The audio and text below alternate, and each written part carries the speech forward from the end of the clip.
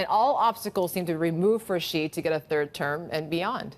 Absolutely, and he gets into the pantheon of the other great leaders, regarded as the great leaders of China, including the founder, of course, Mao Zedong, and then Deng Xiaoping, who took over after Mao died in 1976.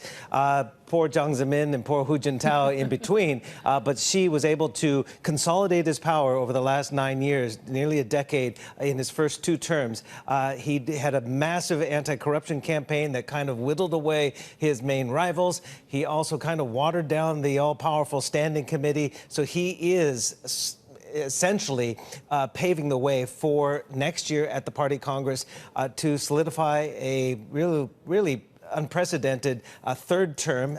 Unprecedented, I mean, since the days of Mao Zedong, of course, when they tried to do away with the cult of personality and the job for life as party general secretary and the chairman. So it's somewhat, in our lifetimes, unprecedented. However, I was the China correspondent in Beijing the last time there was this power transition, of course, from Hu Jintao to Xi Jinping. And if you think U.S. politics is vicious behind the scenes, the Chinese political machinery was fierce back in 2010 up until Xi Jinping took over in 2012. You had the Jiang Zemin clique and the Shanghai clique versus the Hu Jintao and the Beijing clique. Who was going to win? The horse trading and the battling was fierce. That is kind of all been done away with. Now, next year, Party Congress, Xi Jinping has the mandate. He'll solidify likely a third term and potentially beyond, because this doctrine essentially says we will unite around the party with Xi Jinping at the core, and the policies, Xi will be leading the policies that are in place through 2049. Okay, so some clear air for Xi Jinping around the leadership, at least. So in terms of that policy, though, how are we going to see that evolve, particularly the common prosperity goals?